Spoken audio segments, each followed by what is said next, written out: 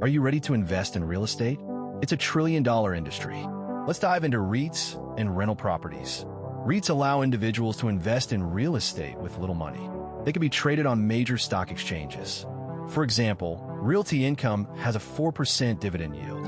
Rental properties provide passive income and tax benefits. However, they require significant upfront capital.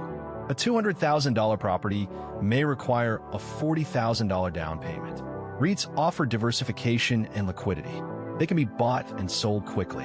Rental properties are illiquid and may take months to sell. REITs are managed by professionals. They have expertise in real estate investing. Rental properties require hands-on management. You'll need to handle maintenance and tenants. REITs provide regular income through dividends. Rental properties provide income through rental income. However, rental income may be irregular. REITs have lower barriers to entry. You can invest with as little as $100. Rental properties have higher barriers to entry. You'll need to qualify for a mortgage and have a down payment. Let's consider an example. A $100 investment in a REIT could earn 4% annually. That's $4 in dividends per year.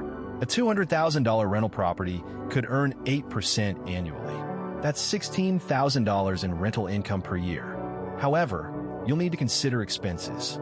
Property taxes, insurance, and maintenance can add up. REITs are a good option for beginners. They're easy to understand and require little effort. Rental properties are a good option for experienced investors. They require significant effort and expertise. In conclusion, REITs and rental properties are both viable options. They offer different benefits and drawbacks. It's essential to consider your goals and risk tolerance. REITs are a low-risk option with steady income. Rental properties are a higher-risk option with potential for higher returns. 3 key takeaways. Invest in REITs for diversification, consider rental properties for passive income, and always evaluate your risk tolerance. Thanks for watching Smart Money Tips. Don't forget to subscribe and like this video.